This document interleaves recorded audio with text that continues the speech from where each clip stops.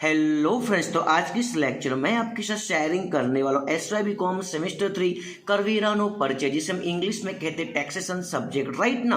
तो अगर आपकी टैक्सेशन सब्जेक्ट में प्रैक्टिकल सम की अच्छी तरीके से तैयारी नहीं भी हुई है तो आप थियरी के बेस पे एग्जाम में पासिंग मार्क्स के साथ में मैक्सिमम मार्क्स ला सकते हैं। बिकॉज ऑफ आज इस लेक्चर में मैं आपके साथ में मोस्ट IMP थ्योरी को किस तरीके से याद किया जाता है वो भी मैं आपके साथ में एक्सप्लेन करने वाला हूँ, इसलिए पूरा वीडियो आपको एंड तक देखना है, कहीं पे भी स्किप नहीं करना है। अगर आप वीडियो पहली बार आए हैं तो वीडियो को लाइक एंड शेयर करना ना भूलें। अगर आपने अभी तक हमारे चैनल को सब्सक्राइब नहीं किया तो सब्सक्राइब कर लीजिएगा।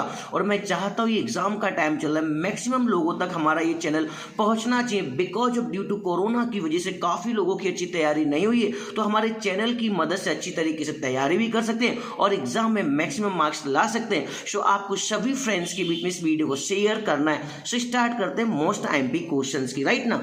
तो यहाँ पर हमारे पास आप सभी को पता है, जैसा कि लेटेस्ट पेपर पैटर्न में मैंने आपको बता दिया, unit number 1 and unit number 2 से थियरी आने वाली है and unit number 3 and unit number 4 आपका प्रैक्टिकल सम रहेगा। तो यूनिट नंबर 1 के अंदर कौन कौन से चैप्टर्स आते थे आपको याद दिला देता हूँ। चैप्टर नंबर 1, 2 एंड 7 आपको यूनिट नंबर 1 में देखने को मिलेंगे, जिसमें से पहले मैं आपको IMP देता हूँ। चैप्टर नंबर 1 के अंदर आपको कौन कौन से क्वेश्चंस रेडी करने चाहिए जिससे आप एग्जाम में मैक्सिमम मार्क्स ला सकते हैं। ध्यान रखिएगा, ये थियरी 20 मार्क्स की भी हो सकती है या फिर 10 मार्क्स की भी हो सकती है। तो पहली थियरी हमारी प्रत्यक्ष अने परोक्ष करवेरा, और इंग्लिश में कहेंगे डायरेक्ट एंड इनडायरेक्ट टैक्स। आपकी बुक में प्रत्यक्ष अने परोक्ष करवेरा रिगार्डिंग जितनी भी इंफॉर्मेशन दिया गया हो, एडवांटेज हो, डिसएडवांटेज हो, फायदा हो, गैर फायदा हो, जितना भी कुछ लिखा है सभी को आपको अच्छी तरीके से रीड कर लेना। एटलीस्ट एग्जाम में आपको लिखने आ ही जाएगा, राइट। सेकेंड क्वेश्चन आपको रेडी करना चाहिए माल अने सेवा कर, और इंग्लिश में कहेंगे goods and service tax. Last में मैं आपको बता भी दूंगा कि मोस्ट IMP और कौन कौन से क्वेश्चन रेडी करने चाहिए। इतने क्वेश्चन तो रेडी करना, फिर भी अगर आपके पास टाइम नहीं हो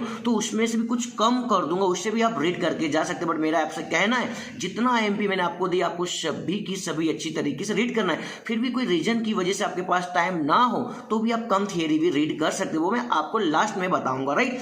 सो सेकेंड थियरी आपके पास आ चुकी माल अने सेवा का, और इंग्लिश में कहेंगे goods and service tax, right. और उसके बाद यहाँ पे कुछ जर्नल नेम मैंने लिख के रखे, इसे आपको अच्छी तरीके से रीड करना है। आपके रेगुलर लाइफ में यूज वर्ड है उन्हीं को आपको वहां पर लिख के आना, जैसे कि मूल्यवर्धित बेरो, जिसे हम इंग्लिश में कहेंगे वैल्यू एडिड टैक्स, और एग्जाम में BAT भी लिखकर आ सकता है, राइट। एक थियरी आपको ये रेडी कर लेना चाहिए। सेकेंड यहाँ पर कस्टम ड्यूटी, और इंग्लिश में भी कहेंगे कस्टम ड्यूटी, राइट।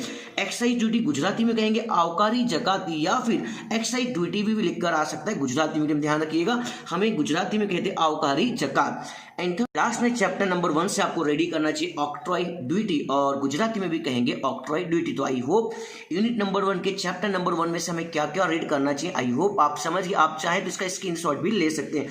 चलते हैं चैप्टर नंबर 2 के अंदर से हमें कौन कौन सी थियरी रीड करनी चाहिए जिससे आप एग्जाम में मैक्सिमम स्कोर कर सके। तो यहाँ पर चैप्टर नंबर 2 में से आपको एक थियरी रेडी करना चाहिए आवक, जिसे हम इंग्लिश में कहेंगे इनकम, एंड आपको रेडी करना चाहिए आंकड़नी वर्ष, इंग्लिश में कहेंगे असेसमेंट ईयर, और पांचवें वर्ष और इंग्लिश में कहेंगे प्रीवियस ईयर। इसे किस तरीके से याद करना है वो भी एक बार मैं आपके साथ में एक्सप्लेन कर देता हूं। तो यहाँ पर ये आ चुकी है आपके पास बुक, यहाँ पे जो ब्लैक में लिखा हुआ ना, जो गुजराती में पहले रीड कर रहा हूँ, अगर आपके पास इंग्लिश मीडियम की बुक है तो आप इंग्लिश मीडियम से रीड कीजिएगा, सेम टू सेम यही लिखा हुआ। इससे आपको अच्छी तरीके से याद करना है कि आंकड़नी वर्ष यानी कि असेसमेंट ईयर होता क्या है।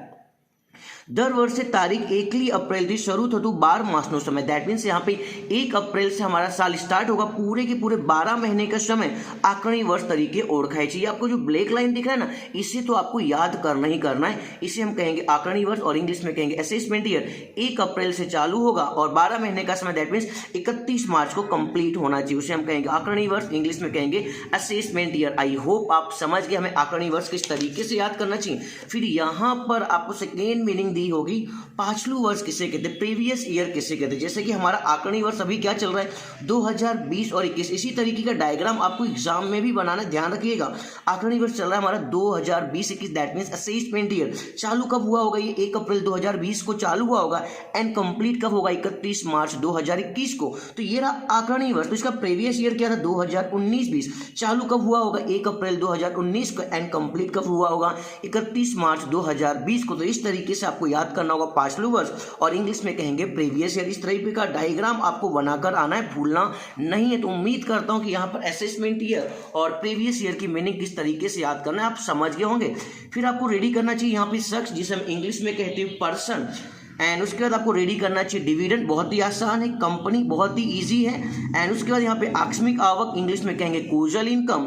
फिर याद करना है आपको खेतीनी आवक, फिर यहाँ पे इंग्लिश में कहेंगे एग्रीकल्चर इनकम।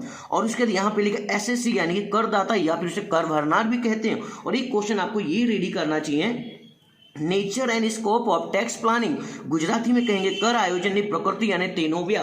तो यहाँ पर आपको क्या क्या याद करना चाहिए वो भी एक बार मैं एक्सप्लेन कर दे। तो यहाँ पे आ चुका है क्वेश्चन, आप कर आयोजन प्रकृति यानी तेनाव्या में क्या क्या आएगा और आपको क्या क्या याद करना चाहिए। तो यहाँ पे एक आ जाएगा आपका कर चोरी यानी कि टैक्स एवेंशन, आपको ये रीड करना है। कर परिवर्जन यानी कि टैक्स अवॉइडेंस आपको लर्न करना है। एंड टैक्स प्लानिंग यानी कि कर वेरानु आयोजन। इस तरीके की सभी थ्योरी को आपको रीड करना होगा आपके लास्ट वाले क्वेश्चंस के अंदर। तो यहाँ पर चैप्टर नंबर 2 की सभी आईएमपी आपको आई होप आप समझ में आ गई होगी। तो यहाँ पर यूनिट नंबर 1 के अंदर हमने डिसाइड किया था कौन कौन सा चैप्टर आता है, chapter number 1, chapter number 2 and chapter number 7। Finally मैंने आपको चैप्टर नंबर 1 एंड 2 की आईएमपी दे दी। चलते चैप्टर नंबर 7 के पास। चैप्टर नंबर 7 में से हमें कौन कौन सी थ्योरी रेडी करनी चाहिए। तो यहाँ पर आपको पहली थ्योरी रेडी करना है structures of income tax authority, Gujarati में कहेंगे आवक वेरानु व्यवस्था तंत्र।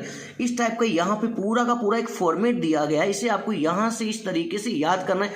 आप चाहें तो ऊपर से नीचे तक याद कर सकते हैं या फिर आप नीचे से ऊपर तरीके से भी याद कर सकते हैं। बहुत ही ईजी है, आप याद करेंगे तो ऑटोमेटिक समझ में आ जाए। जैसे कि आई होप लाइक एग्जाम्पल, सबसे बड़ा कौन सा कोर्ट होता है, सुप्रीम कोर्ट। सुप्रीम कोर्ट से छोटा कौन सा होता है, हाई कोर्ट। इसी तरीके से आप सिक्वेंस में याद कर सकते हैं। इसे हम कहेंगे आवक वेरानु व्यवस्था तंत्र, इंग्लिश में कहेंगे structures of income tax authority. से आपको लर्न कर लेना चाहिए।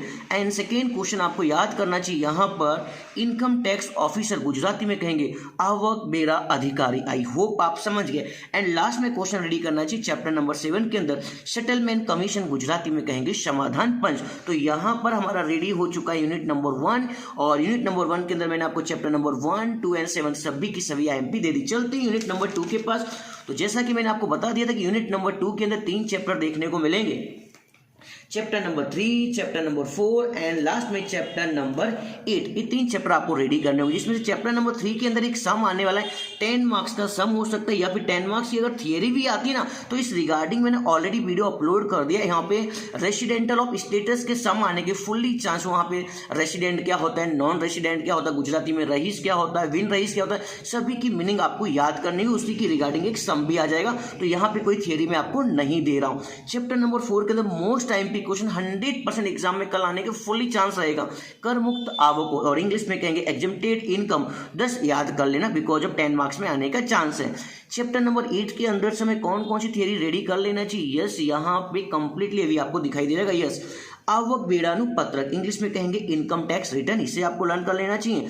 कायमी खाता नंबर, पान कार्ड जो कि आपके पास भी होगा, परमानेंट अकाउंट नंबर, अगाउथी कर चुकबो, इंग्लिश में कहेंगे एडवांस पेमेंट ऑफ टैक्स।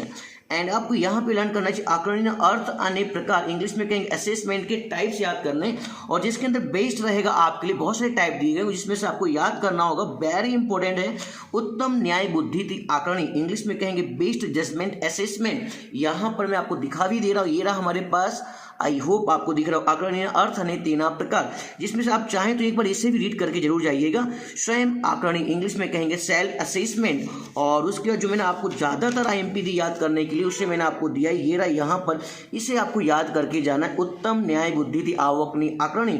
हो सके तो कलम भी याद कर लेना because of most IMP question है, बेस्ड जजमेंट असेसमेंट। तो आई होप यहाँ तक आप समझ गएंगे। एंड लास्ट में आपको क्वेश्चन रेडी करना चाहिए, वेरी मोस्ट आईएमपी क्वेश्चन जो कि 2015 में, 2016 में, 2017 में 3 साल से संलग्न पूछा गया क्वेश्चन है। एंड 2018-19 से हमारी पेपर पैटर्न चेंज हो गई थी। मूल स्थान थी कपाइल आवक बेर और इंग्लिश में कहेंगे टीडीएस। तो आई होप यहाँ पर मैंने सभी की सभी आईएमपी आपके साथ शेयरिंग कर दी। अब मैं आपको बताना चाहता हूँ कि अगर आपके पास कम टाइम है, सभी थियरी नहीं पढ़नी, ऐसे तो मैं आपको सजेशन देना चाहूँगा, आपको सभी की सभी थियरी पढ़ के जाना है। कुछ भी टफ नहीं, आप रीड करेंगे इजीली आपको याद हो जाएगा। एटलीस्ट अगर आप रीड करके जाएंगे तो एग्जाम में आपको लिखना तो आ ही जाएगा। तो चैप्टर नंबर 8 में से आपको कौन कौन सी थियरी मोस्ट आईएमपी में बोल सकते हो जिसे आपको पढ़कर जाना ही चाहिए, जिसमें से यहाँ पे टिक आउट करके रखा है कायमी खाता नंबर, PAN card that means permanent account number, and अगाउથી ચૂકવેલ કર ચૂકવવો that means advance payment of tax and आकरणीનો अर्थ અને प्रकार जिसमें से बेस्ट रहेगा आपके लिए उत्तम न्याय बुद्धि थी आकरणी because of best judgement assessment right. तो चैप्टर नंबर 8 में से आपको इतने क्वेश्चंस रेडी कर लेने चाहिए एंड चैप्टर नंबर 4 के अंदर तो एक ही थियरी से तो आपको याद करना ही होगा एंड चैप्टर नंबर 3 तो इजीली आपका सम रहेगा। चलते यहाँ पर चैप्टर नंबर 1 में से आपको कौन सी थियरी रीड करके जाना ही चाहिए जिसे छोड़ना ही नहीं आपको, प्रत्यक्ष और परोक्ष करवेरा, इंग्लिश में कहेंगे डायरेक्ट एंड इनडायरेक्ट टैक्स। इस रिगार्डिंग जितनी भी थियरी दी है सभी को आपको अच्छी तरीके से रीड करना होगा राइट। सेकेंड क्वेश्चन आपको रेडी करके जाना चाहिए माल और सेवा कर, गुड्स एंड सर्विस टैक्स। अगर आपके पास बहुत कम टाइम है तो ही आपको ये क्वेश्चन रीड करना है, बाकी सभी के सभी आईएमपी तो रीड करके जाना ही जाना है। एंड चैप्टर नंबर 2 के अंदर से आपको रीड कर लेना चाहिए वेरी मोस्ट आईएमपी में आकरणी वर्ष, असेसमेंट ईयर, पाछलू वर्ष, प्रीवियस ईयर, आकस्मिक आवक, कोजल इनकम, खेतीनी आवक, एग्रीकल्चर इनकम, इसे तो आपको रीड करके जाना ही जाना है। एंड चैप्टर नंबर 7 में से यहाँ पर आपको इनकम ऑफिसर, आवक वेरा अधिकारी and settlement commission that mean समाधान पक्ष। अगर आपके पास कम टाइम है तो जो लास्ट क्लास में मैंने आपको सजेशन दिया इससे भी आप रीड कर सकते। तो उम्मीद करता हूँ यहाँ पे सभी की सभी आईएमपी क्वेश्चन आपको पता चल चुके होंगे और किस तरीके से हमें थियरी याद करना है वो भी आपको आ ही जाएगा। अगर फिर भी कोई डाउट्स रह गई हो तो आप मुझे कमेंट बॉक्स में राइट करके बता दीजिएगा। सो मिलते हैं नेक्स्ट लेक्चर में नेक्स्ट वीडियो के साथ, तब तक के लिए सभी को थैंक यू वेरी मच। और मैं चाहता हूँ मैक्सिमम नवे फ्रेंड्स तक हमारा ये वीडियो पहुंचना चाहिए, हमारा ये चैनल पहुंचना चाहिए। So now thank you very much and wish you all the best for your exam.